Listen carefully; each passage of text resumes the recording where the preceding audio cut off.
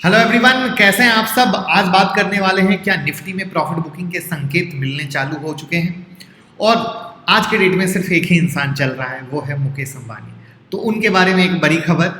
और तीसरा है बीपीसीएल के डिसइन्वेस्टमेंट में इतनी देरी क्यों हो रही है। और चौथा, मार्केट में चल रहा है एक बहुत बड़ा फ्रॉड। क्या आपको पता है, क्या आप उसके शिकार हुए हैं? तो जानेंगे सब कुछ। मैं मुकुल अग्रवाल आपका आप ही के YouTube चैनल में स्वागत करता हूं। जो भी नए लोग हों, चैनल को सब्सक्राइब कीजिएगा, बेल आइकॉन हिट कीजिएगा, क्योंकि आपको आपके स्क्रीन पर दिख रही है एक से एक बेहतरीन educational video, technical fundamental analysis, सब कुछ जो आप प्ले लिस्ट में जाकर देख सकते हैं। अब शुरू करते हैं सबसे पहले निफ्टी से। निफ्टी में कल के वीडियो में हमने 11,131 का सेल पॉइंट दिया था और किस तरीके से जो ये सुपर ट्रेंड हमने आपको सिखाई है उससे सुपर हिट तरीके से सेल पॉइंट मिला और उसके बाद फ्री फॉल हुआ 11,027 का। ये अपने आप में प्रूफ है कि किस तरीके यूएस मार्केट ओपन करने से पहले हम लेवल देते हैं और वो किस तरीके से जो हमने फॉर्मेशन बनने के लिए सुपर ट्रेंड, वी वैप, बाप ऑफ इंडिकेटर, जो भी देखना हो आपके कि जिसमें महारत हो, आप उसको यूज़ करके पैसा कमा सकते हैं। साथ में टेलीग्राम पे 3 से 5 लेवल दे रहे हैं, जिसमें हमने एसबीआई भी दिया था। और एक मजे की चीज़ दिखाना चाहूँगा, आज एसबीआई का रिजल्ट आया, करेक्ट है, और यहाँ पे टेलीग्राम में हमने 196 का रेसिस्टेंट दिया था। आप यहाँ पे हाई देख लो, मार्केट ने 194.85, मैं ये नहीं कह रहा कि मेरा लेवल आया, बट मार्केट उसके ऊपर जाने की कैपेसिटी नहीं दिखा पाया। बाकी एक्सिस बैंक और रिलायंस, एक्सिस बैंक के लेवल नहीं आए, रिलायंस वहीं पे रह गया। तो फर्दर मंडे को वापस से आपके लिए हम लेवल बनाएंगे। आपका जो स्टॉक का क्वेरी हो आप वीडियो के कमेंट बॉक्स में बता दीजिएगा, हम बनाएंगे। अब बात करते हैं कि आखिर क्या लग रहा है निफ्टी में। देखिए, डिटेल एनालिसिस तो हम संडे को लाते हैं, जो आपको पता है, फुल रीजन वैलिडिटी के साथ, जिसमें पूरे वीक की एनालिसिस होती है। बट जो लक्षण कर्म लग रहे हैं वो एक प्रॉफिट बुकिंग के लग रहे हैं, अगर इस लेवल पे मार्केट क्लोज नहीं देता है। क्लोज का वर्ड क्यों यूज़ किया है वो यहाँ पे मैं आपको दिखाता हूँ। मार्केट ने देखिए कितना हाई मारा था, 317.75 का। अगर यहाँ पे देखो तो this is not a closing, just market एक ऊपर गया वापस नीचे आ गया, जहाँ पे दूसरे दिन भी मार्केट ने 341.40 पैसे का हाई मारा। ये एक बड़े व्यू की बात हो रही है, इंट्राडे की नहीं। इंट्राडे में तो हम ऑलरेडी आपको लेवल देते हैं बाइंग और सेलिंग, जिसमें 50 पॉइंट मिनिमम आपको देने की गारंटी है, वो आप कमाते हो। अभी हम एक बड़ा व्यू करें। बड़ा व्यू में ब्रेकआउट का रूल का मतलब होता है जब उसके ऊपर क्लोजिंग आती है तब, तो वो चीज़ें अभी पेंडिंग हैं। तो इसीलिए ना मेरे लिए जो 317 का हाई है वो वैलिड आएगा, ना 341 का हाई है वो वैलिड आएगा। तो इसीलिए ये चीज़ कहीं ना कहीं लग रही है कि ये ऊपर के लेवल पे मार्केट अटक रहा है। लेकिन अभी का कहना जल्दबाजी इसलिए होगी क्योंकि आप देखो यहाँ पे भी इसी तरीके से मार्केट अटका था, 2 दिन नीचे आया था और फिर वापस से ऊपर चल गया था। इसीलिए संडे को हम और डिटेल बात करेंगे। तब तक आप जान के रखिए कि ये लेवल डेफिनेटली एक अच्छे लेवल हैं और बाकी हम आपसे डिस्कस करेंगे। अब बात करते हैं मुकेश अंबानी के खबर की। देखिए, आप लोग टीवी बहुत देखते हैं, सोनी टीवी और कलर टीवी दोनों कट्टर प्रतिद्वंदी हैं, लेकिन अब वो एक ही ग्रुप का हिस्सा हो सकते हैं, ऐसी खबर आ रही है।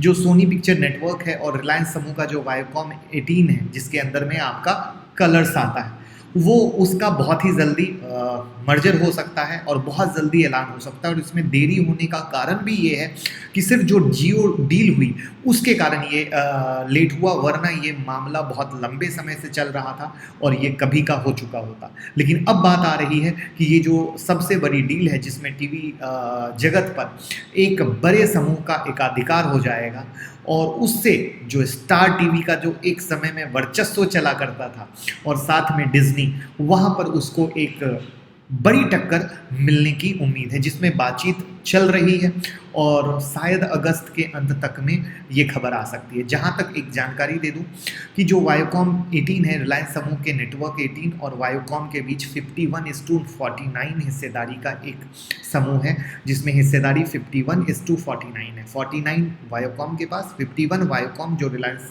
समूह का नेटवर्क 18 है उसके पास। लेकिन जब ये इसमें मिल जाएगा तो सोनी की हिस्सेदारी हो जाएगी 74%, जबकि वायोकॉम 18 की हिस्सेदारी 26% हो जाएगी, जिस तरह की बात आ रही है। और इसमें अगर सिर्फ रिलायंस समूह की हिस्सेदारी की बात करें तो वो करीब 12% हो सकता है। तो अब आप कहेंगे कि ये इसको ऐसा क्यों किया जा रहा है? तो रिलायंस इंटरटेनमेंट के कारोबार से छुटकारा पाना चाहती है, लेकिन वो पूर्णतया दूर भी नहीं होना चाहती, क्योंकि जियो प्लेटफॉर्म पे जियो पे कंटेंट भी मिलता रहे। तो इस डील में वायोकॉम 18 के लिए केवल मनोरंजन जो इंटरटेनमेंट का कारोबार है उसमें शामिल होगा, और इसके बाद भी रिलायंस नए चैनल खरीदना जारी रख सकता है। तो देखना है कि ये ऐलान कब करते हैं। और जैसा कि आपको पता है कि इस कुछ समय पहले रिलायंस इंडस्ट्री के चेयरमैन मुकेश अंबानी ने ग्रुप के केबल टीवी एसेट जो डेन नेटवर्क और हैथवे है और सभी न्यूज़ चैनल को एक कंपनी के तहत लाया था, जिसके कारण उन स्टॉक में काफ़ी अच्छी हलचल भी आप लोगों को देखने मिली थी। और लास्ट कुछ ईयर में साथ में स्टार प्लस की भी गिरावट आपको देखने को मिली है, और कलर्स की मार्केट में एंट्री बढ़ी है, सोनी इंटरटेनमेंट की एंट्री बढ़ी है। तो ये डील किस तरीके से खुल के नज़र आती है और किस तरीके से रंग लाती है वो देखने वाली बात होगी, क्योंकि जियो के कारण कभी भी रिलायंस नहीं चाहेगा कि कंटेंट बंद हो, और वहाँ पे वो चीज़ों को रखना चाहेगा।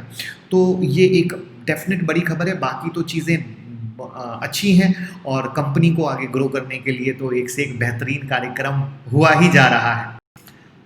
कुछ समय पहले जब बीपीसीएल की डिसइन्वेस्टमेंट की कहानी ने तेज़ी पकड़ी थी और स्टॉक ऊपर गया था, मैंने कहा था कोई भी एक्साइटमेंट मत लीजिएगा, ना ही एक्साइटमेंट में फंसिएगा।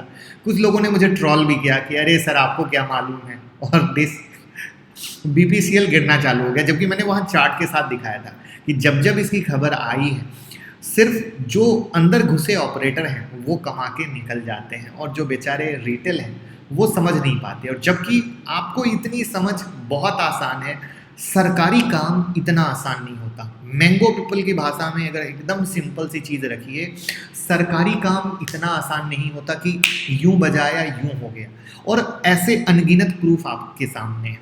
और इसीलिए हम कहते हैं चीज़ों को थोड़ा सा नज़र से रखिए। अब क्यों है देरी, सुनिए। देखिए, एक तो कानूनी लफड़े जैसी खबर आ रही है, और इस कानूनी लफड़े की खबर से पूरा का पूरा सेक्टर भी इफेक्ट ले रहा है। और जहाँ तक आपको पता है कि अब इसकी डेट 60 डेज़ के लिए आगे बढ़ा दी गई है, और 30 सितंबर तक बोली लगाई जा सकती है। तो अब यहाँ पे कौन है इसके खिलाफ, कौन है लफड़ा लगाने वाले? तो एक तो केरल सरकार खुद खड़ी है, और दूसरी साइड जो बीपीसीएल के एम्प्लॉय यूनियन है वो खड़े हैं।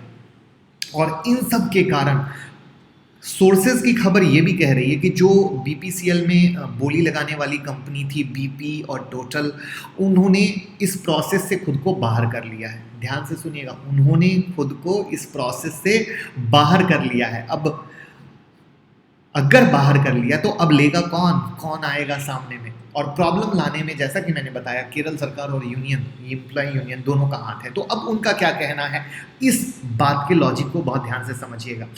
एम्प्लॉय यूनियन की ओर से बॉम्बे हाई कोर्ट में पिटीशन भी डाल दिया गया है इस चीज़ के अगेंस्ट, और उनका कहना है अभी करंट प्राइस से, जो बीपीसीएल का शेयर मार्केट में करंट प्राइस चल रहा है, अगर इस प्राइस से डिसइन्वेस्टमेंट होता है तो सरकार को 4.5 लाख करोड़ का लॉस होगा। कितना?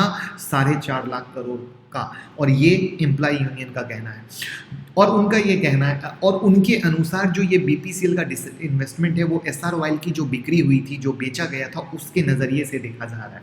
क्योंकि अगर आपको पता हो तो एसआर ऑयल की जो डील हुई थी वो 89,000 करोड़ में हुई थी, 89,000 करोड़ में हुई थी। और सरकार यहाँ बीपीसीएल में अपना कितना हिस्सा बेच रही है? 53%, जिसमें वो कितने में बेच रही है? सिर्फ 50,000 करोड़ में, यानी एसआर ऑयल से भी कम प्राइस में। जबकि जो एम्प्लॉय यूनियन है उनका कहना है कि बीपीसीएल की कीमत 5.2 लाख करोड़ की बनती है। कितने की बनती है? 5.2 लाख करोड़ की, यानी सौदा बहुत ही कम वैल्यू पे हो रहा है। और उसके अनुसार ये कंडीशन में तो सौदा होना ही नहीं चाहिए। और एम्प्लॉय यूनियन का कहना है जितने भी पैरामीटर एसआर ऑयल की डील में थे उससे बेस्ट कंडीशन में बीपीसीएल खड़ा है, फिर इतने कम प्राइस पे डील क्यों करना? साथ में केरल सरकार का भी ट्विस्ट है कि बीपीसीएल की रिफाइनरी के लिए जो कोची में उन्होंने जमीन दी थी, उन्होंने सरकारी कंपनी को दी थी। तो उनका कहना है हमने सरकारी कंपनी को दी, हम प्राइवेट को दिए नहीं। तो अब आप अगर बेच रहे हो तो आपको हमसे बात तो करनी चाहिए, लेकिन आप हमसे बात भी नहीं कर रहे हो। तो ये जो चीज़ें यहाँ पे लफड़ा क्रिएट हो चुका है, और ये लफड़े पे किस तरीके से चीज़ें निकल के आ रही हैं वो आगे वक्त बताएगा। बट इस मामले से डिसइन्वेस्टमेंट रुक गया है, या आप कहें डिले हो गया है। अब सिर्फ डिसइन्वेस्टमेंट की उम्मीद में लोग चढ़ के शेयर लेते हैं, फिर प्रोसेस रुकता है, शेयर गिर जाता है। विचार कीजिएगा क्या ये तरीका सही है, या जो शेयर बिना न्यूज बेस मोहब्बत में आराम से चल रहे हैं उसमें ट्रेड या इन्वेस्ट करना सही है? आप बताइएगा। देखिए अगेन यहाँ पे एक पॉइंट आता है जो मिसिंग हो जाता है। क्या जो बड़े इन्वेस्टर हैं जिनके पास मोटा पैसा है, अगर 2 सेकंड के लिए उन्होंने बीपीसीएल में पैसा लगा भी दिया और बीपीसीएल में पैसा फंस गया, उन्हें कोई तकलीफ नहीं है क्योंकि उनका मोटा पैसा लगा है। लेकिन जो छोटे इन्वेस्टर हैं, अगर वो सिर्फ इस लालच में पैसा लगाते हैं तो वो कितने ज़बरदस्त फंसेंगे आप ये समझिए। क्योंकि एक तो इन्वेस्टमेंट छोटी, ऊपर से कभी पैसा वो यस बैंक में लगता है, कभी किसी में लगता है, कभी किसी में, तो कहाँ कहाँ ऐसी उम्मीद में पैसा लगा पाएंगे, ये आपको विचार करना है। और बात पसंद आई हो तो ज़रूर कमेंट बॉक्स में बताइएगा। मार्केट में चल रहा है एक बहुत बड़ा फ्रॉड, क्या आप उसके शिकार हैं? पहले न्यूज़ सुन लीजिए, और अगर शिकार नहीं है तो भगवान की दया से बहुत अच्छा है, और अगर हुए हैं तो ज़रूर बताइएगा, और नहीं हुए हैं तो मत होइएगा।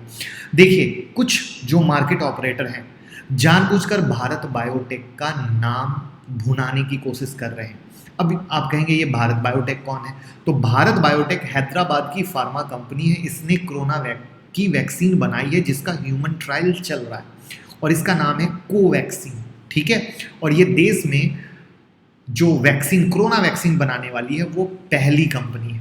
अब यहाँ पे जो सबसे इंटरेस्टिंग बात है कि इसकी एक हमनाम कंपनी है, उसका नाम है Bharat immunological and biological corporation, और उसके शेयर में अप्रैल से लेके अभी तक में 440% का उछाल आ चुका।